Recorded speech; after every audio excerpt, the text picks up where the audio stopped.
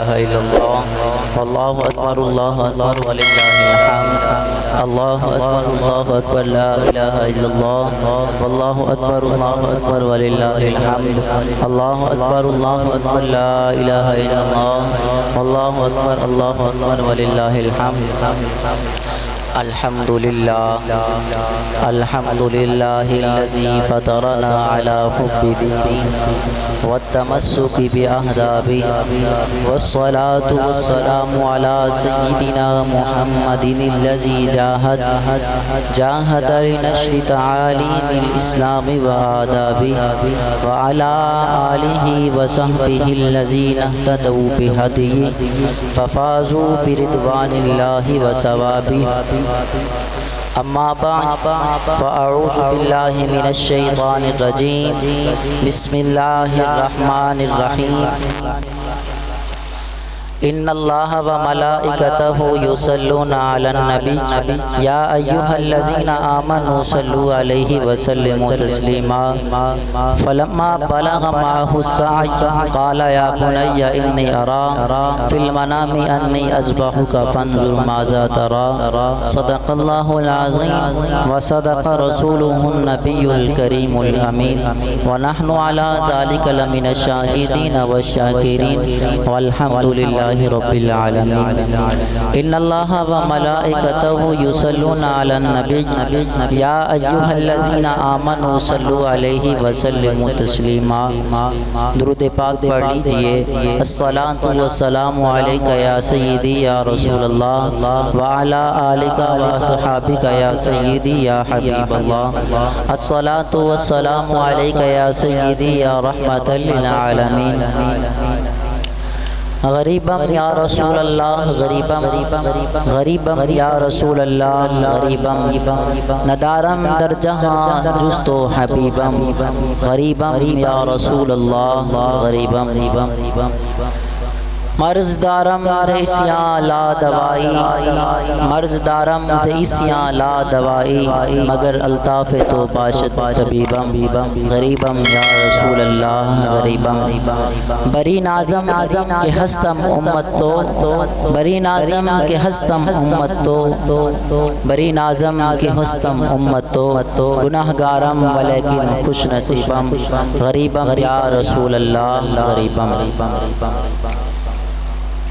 یاد دے ہمارا سخنہائے رقیق یاد دے ہمارا سخنہائے رقیق کہ ترا رحم اورد آن اے رفیق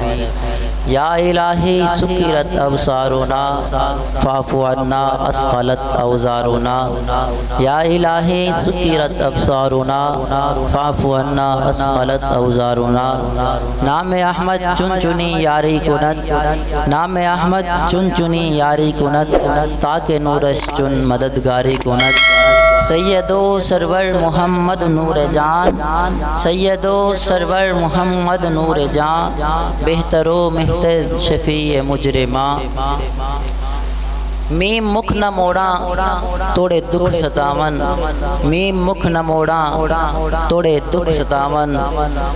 جنہ دکھاں تھی پایا سکھاں گھول گماون یار دکھاں تھی ملدا سکھی پے پشتاون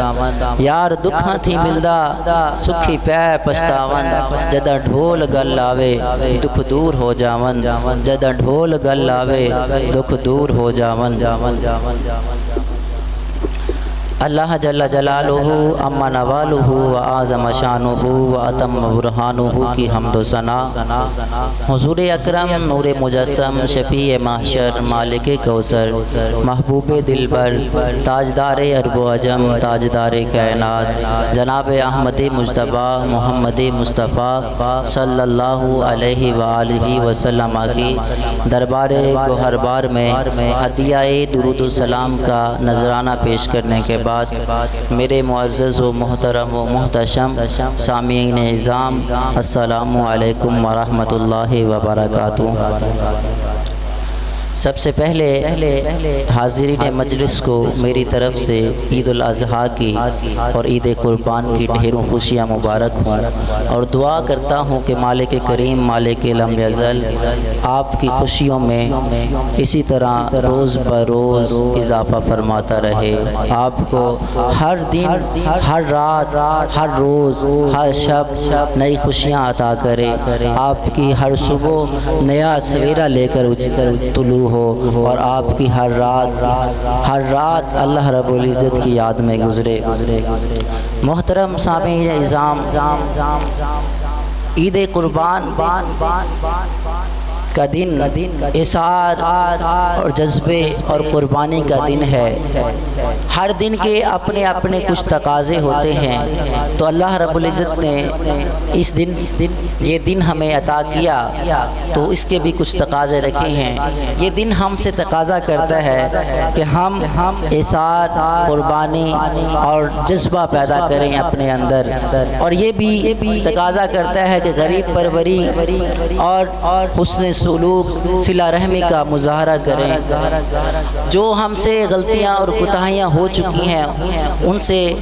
توبہ کریں اور اللہ کی ذات پاک سے معافی مانگے، اپنی انا، ضد، حسد، کینہ اور بغض کو چھوڑ کر حسن معاشرت سیکھیں، حسن اخلاق سیکھیں، اور اللہ رب العزت کی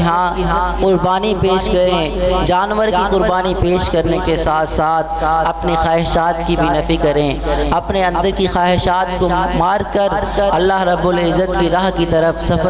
نیا سفر شروع کریں، تاکہ ہماری زندگی کی ہر صبح نئی صبح ہو، ہماری زندگی کا ہر دن پچھلے دن سے بہتر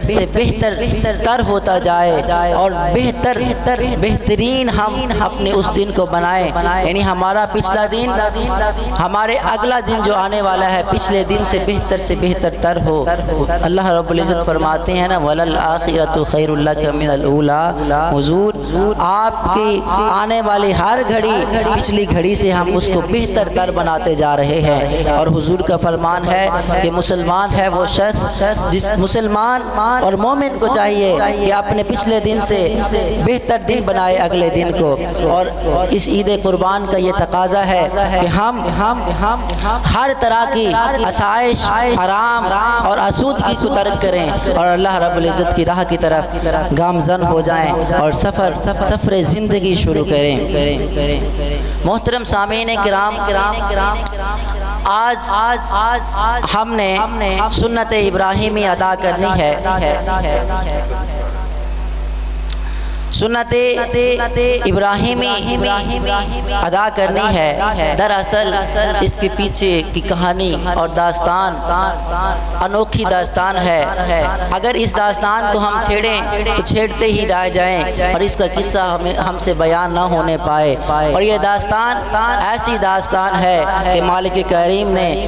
سب داستانوں سے، سب کہانیوں سے سیدنا ابراہیم علیہ السلام کی اس داستان کو زندہ اور تابندہ رکھا ہے، اور سیدنا اسماعیل علیہ السلام اور سیدنا ابراہیم علیہ السلام کی یہ داستان قیامت تک رہے گی۔ جب تک قرآن ہے تب تک سیدنا ابراہیم علیہ السلام کا تذکرہ اور عید قربان ہوتی رہے گی۔ اللہ رب العزت ارشاد فرماتے ہیں فَلَمَّا بَلَغَ مَعَهُ السَّعْيُ قَالَ يَا بُنَيَّ إِنِّي أَرَىٰ فِي الْمَنَامِ أَنِّي أَذْبَحُكَ۔ سیدنا ابراہیم علیہ السلام اللہ کے مرد خلیل ہیں۔ میرے مالک کریم نے ان کی زندگی میں طرح طرح کے امتحانات رکھے تھے، اور اللہ رب العزت نے جو بھی امتحان سیدنا ابراہیم علیہ السلام سے لیا تو سیدنا ابراہیم علیہ السلام اس امتحان میں کامیاب اور سرخرو ہوئے۔ اگر اللہ رب العزت نے یہ مطالبہ کیا اے میرے پیارے ابراہیم تنے تنہا جا کر نمرود کو دعوت حق دو، تو سیدنا ابراہیم علیہ السلام اکیلے فرد واحد اور تنے تنہا نمرود کی بادشاہت کو لڑکارتے ہیں اور کہتے ہیں نمرود تو نے جھوٹی خدائی کا دعویٰ کر رکھا ہے، اس کو ترک کر دے اور خدائے وحدہ لا شریک کی عبادت کی طرف آ جا۔ اور اگر اللہ رب العزت نے سیدنا ابراہیم علیہ السلام سے یہ مطالبہ کیا اے میرے پیارے ابراہیم اپنی جان کو، اپنی پیاری جان کو میرے اوپر وار دے، میرے اوپر قربان کر دے، تو سیدنا ابراہیم علیہ السلام بلا خوف و خطر آگ میں کود پڑے۔ اور سیدنا ابراہیم علیہ السلام سے اللہ رب العزت نے کئی امتحانات لیے۔ سیدنا ابراہیم علیہ السلام کی عمر 80 برس گزر گئی اور آپ کے ہاں اولاد نرینہ نہیں ہوئی تھی۔ آپ نے دعائیں مانگی، مالک کریم مجھے ایک فرزند ارجمند عطا فرما، فرزند صالح عطا فرما، نیک اور صالح فرزند عطا فرما۔ اللہ رب العزت نے آپ کی دعا قبول کی، اللہ رب العزت نے آپ کی دعا قبول کی اور 80 برس کے بعد آپ کو ایک فرزند ارجمند عطا کیا اور ساتھ ہی امتحان سے بھی آزمایا۔ اللہ رب العزت نے سیدنا ابراہیم علیہ السلام کو فرمایا، اے ابراہیم اب میں نے تجھے فرزند صالح عطا کیا ہے، اور ایسا فرزند صالح عطا کیا ہے، اور فرزند صالح کے لیے آزمائش بھی رکھی ہے۔ تم اپنے بیٹی کو اور اپنی بیوی کو ایک بے آب و گیا میدان میں اور چٹیل میدان میں چھوڑ کر آؤ۔ تو سیدنا ابراہیم علیہ السلام نے اللہ کے حکم کی تعمیل کرتے ہوئے اپنی بیوی سیدہ ہاجرہ اور اپنے نومولود بچے سیدنا اسماعیل علیہ السلام کو بے آب و گیا اور چٹیل میدان میں چھوڑ کر آ گئے۔ جب سیدنا اسماعیل علیہ السلام چلنے پھرنے کے قابل ہوئے تو اللہ رب العزت نے فرمایا، اے ابراہیم اب ایک اور آزمائش کا وقت آ گیا ہے۔ کہتے ہیں کہ اگر ایسا امتحان، ایسی آزمائش اگر کوہ ہمالیہ پر بھی ڈال دی جائے تو کوہ ہمالیہ کا دل بھی پتا پتا ہو جائے، کوہ ہمالیہ بھی پاش پاش اور ریزہ ریزہ ہو جائے، لیکن اللہ کے اس مرد خلیل نے کہا کہ میں نے خواب دیکھا ہے۔ خواب کیا دیکھا ہے؟ کہتا ہے کہ میں بیٹے کو ذبح کر رہا ہوں۔ جب اپنے بیٹے کے سامنے یہ خواب سنایا تو بیٹا بھی صابر اور شاکر بیٹا تھا۔ یہ فیضان نظر تھا یا کہ مکتب کی کرامت؟ سکھائے کس نے اسماعیل کو آداب فرزندی؟ تو سیدنا اسماعیل علیہ السلام نے عرض کی، اے ابا جان انی ارا فی المنام انی اذبحک فانظر ماذا تری، قال یا ابت افعل ما تؤمر ستجدنی ان شاء اللہ من الصابرین۔ اے ابا جان جو بھی اللہ پاک نے آپ کو حکم دیا ہے آپ اس کے حکم کو بجا لائیں، میری طرف سے کبھی بھی آپ انکار نہیں پائیں گے، میں اللہ رب العزت کی راہ میں سر قربان کرنے کے لیے تیار ہوں۔ تو سیدنا ابراہیم علیہ السلام نے 8 ذی الحج کی رات کو یہ خواب دیکھا اور صبح ہوئی آپ نے کہا کہ یہ خواب ہے، پھر 9 ذی الحج کی رات خواب دیکھا، صبح سوچ و بچار میں لگے رہے، پھر 10ویں ذی الحج کو جا کر آپ نے ارادہ محکم کیا اور مستحکم ارادہ کیا، اور سیدنا ابراہیم علیہ السلام سیدنا اسماعیل علیہ السلام کو جو اپنا آپ کا فرزند ارجمند ہے، جو بیٹا بڑی دکھوں کے بعد تکلیفوں کے بعد آپ کو ملا ہے، چاہیے تو یہ تھا، ہر انسان چاہتا ہے کہ جب اس کے گھر اولاد نرینہ ہوتی ہے تو وہ انسان کہتا ہے کہ میں اپنی اولاد کو تکتا رہوں، اس کو چومتا رہوں، ہر کام چھوڑ دوں، لیکن میرے رب کے خلیل نے اپنے سارا کچھ قربان کر کے سیدنا ابراہیم اسماعیل علیہ السلام کو قربان گاہ کی طرف لے کر جا رہے ہیں۔ اللہ رب العزت اس منظر کی منظر کشی کرتے ہیں، فرماتے ہیں کارکنان قضاء و قدر دم بخود ہیں، شمس و قمر بھی دیکھ رہے ہیں، کہتے ہیں کہ ہم نے یہ منظر کبھی نہیں دیکھا، اور سورج بھی بادلوں کو اوٹ میں اپنا منہ چھپائے جا رہا ہے اور یہ کہہ رہا ہے کہ میں نے آج سے پہلے یہ منظر نہیں دیکھا، اور مجھے میری آنکھ میں یہ منظر دیکھنے کی سکت بھی نہیں ہے۔ اللہ فرماتا ہے فلما اسلما وتلہ للجبین، جب وہ دونوں رضامند ہو گئے، باپ قربان کرنے پہ اور بیٹا قربانی دینے پہ رضامند ہو گیا، تو سیدنا اسماعیل علیہ السلام عرض کرتے ہیں اپنے ابا جان سے، اے ابا جان آپ میری قربانی تو کر رہے ہیں، میری قربانی آپ نے ایسے کرنی ہے کہ آپ نے اپنی آنکھوں پہ اور میری آنکھوں پہ پٹی باندھ دینی ہے، تاکہ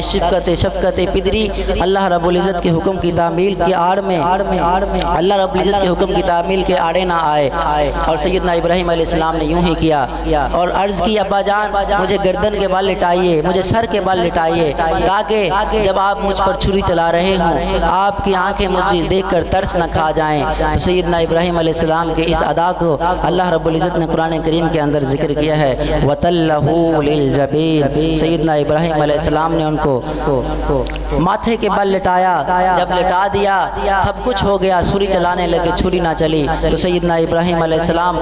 جب چھری چلی اور خون بہہ گیا، قربانی ہو گئی، تو دیکھتے ہیں جلتی سے اپنے آنکھوں سے پٹی ہٹاتے ہیں تو دیکھتے ہیں سیدنا اسماعیل علیہ السلام سامنے کھڑے مسکرا رہے ہیں اور سارے کا سارا منظر ہی تبدیل ہو چکا ہے، اور ساتھ ہی سیدنا جبریل علیہ السلام کھڑے ہیں اور مسکرا رہے ہیں، تو سیدنا ابراہیم خلیل اللہ علیہ السلام کی زبان اقدس سے بے ساختہ یہ الفاظ نکلے، اللہ اکبر اللہ اکبر، تو پاس کھڑے سیدنا اسماعیل علیہ السلام نے کہا لا الہ الا اللہ واللہ اکبر، اور سیدنا جبریل علیہ السلام بولے اللہ اکبر وللہ الحمد۔ تو اللہ رب العزت نے ندا دی، اے ابراہیم جس طرح ہم نے تیری قربانی کو قیامت تک جاری رکھنا ہے، جس طرح یوں ہی تیرے الفاظ کو بھی ہم مرنے نہیں دیں گے، بلکہ یہ بھی قیامت تک جاری و ساری رکھیں گے۔ قرآن کہتا ہے وَنَادَيْنَاهُ أَن يَا إِبْرَاهِيمُ، وادی جبل سبیر کے دامن سے آواز اٹھی، اے ابراہیم قد صدقت الرؤیا، تو نے واقعی ہی اللہ کے اپنے خواب کو سچ کر دکھایا ہے، إِنَّا كَذَلِكَ نَجْزِي الْمُحْسِنِينَ إِنَّ هَذَا لَهُوَ الْبَلَاءُ الْمُبِينُ وَفَدَيْنَاهُ بِذِبْحٍ عَظِيمٍ۔ اللہ رب العزت فرماتے ہیں ابراہیم تو نے چھوٹا موٹا کام نہیں کیا، بلکہ تو بہت ہی بڑی آزمائش سے گزرا ہے، وَفَدَيْنَاهُ بِذِبْحٍ عَظِيمٍ، ہم نے اس جان کے بدلے میں ایک ذبح عظیم کا فدیہ رکھ دیا ہے، سلام علی ابراہیم۔ تو ہر طرف سے یہ آواز گونجنے لگی، اے ابراہیم تیرے اوپر سلامتی ہو۔ تو جب تک ہم قیامت کے دن تک قربانی کرتے رہیں گے اور حاجی وادی مینا میں جا کر قربانی کرتے رہیں گے، لاکھوں کے لاکھوں حاجی، اور تو وادی مینا اپنے زبان حال سے یہ بول کر کہتی رہے گی سلام علی ابراہیم، ابراہیم تم پر سلامتی ہو، تم پر سلامتی ہو۔ وآخر دعوانا ان الحمد للہ رب العالمین۔